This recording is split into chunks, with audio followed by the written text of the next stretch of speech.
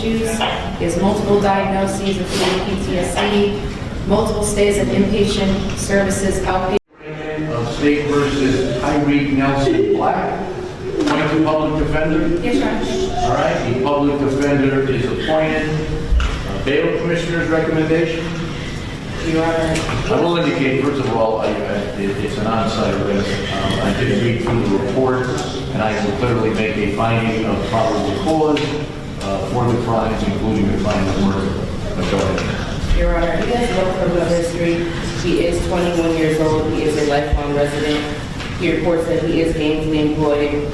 He does report substance abuse and mental health issues. I do understand that he has no record. However, due to the nature allegations, we will be recommending $1 million. How much? $1 million. Thank you. State. Your Honor, in this incident, the defendant is charged with murder. The defendant called police, said that he had stabbed the victim. He further said that it was a couple of times. When officers arrived, he refused to open the door and threatened the officers that he would stab them if they entered. There was a 3-year-old child present for this incident. The defendant fought with officers, and the victim suffered 9 deep puncture wounds. He only safely said bondage for $2 million.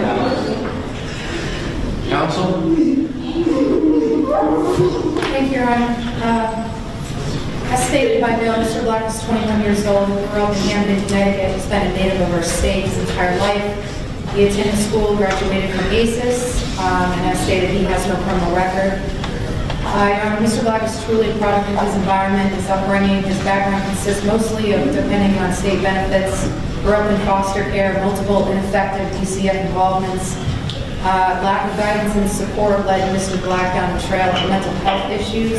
He has multiple diagnoses, including PTSD, multiple stays at inpatient services, outpatient services, and many prior suicide attempts.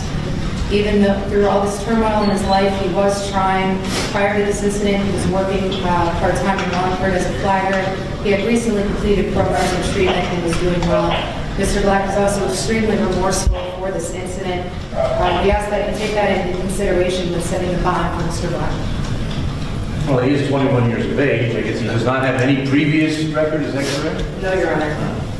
I mean, obviously, I've read through the report. It is, I know he's emotional right now, but it's a very disturbing report to read when people are calling the police, indicating someone is screaming and asking or requesting help, and then he called actually the police and indicated, quote, "I just stabbed my bitch," close quote. The police were able to get the child, I guess, out through a window, the 3-year-old. He finally let the police in, according to the report. And I believe the defendant, even down at the station, did not disagree. She was calling the police because he had made an oral threat.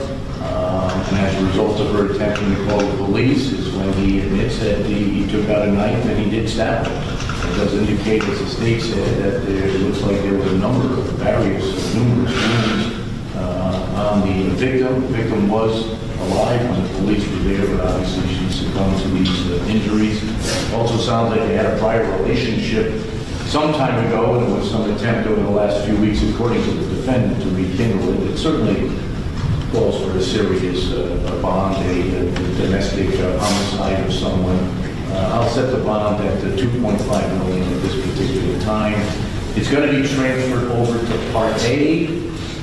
That's where the serious cases go, through 35 Church Street. I'm going to transfer it over there for January 14th. The bond is set without prejudice. Certainly, if you're going to get a public defender over there, they would have the right to argue the bond again over there. But January 14th will be the next date at 235 Church Street. Thank you. All right, thank you. Yeah, you're probably going to die out in the city.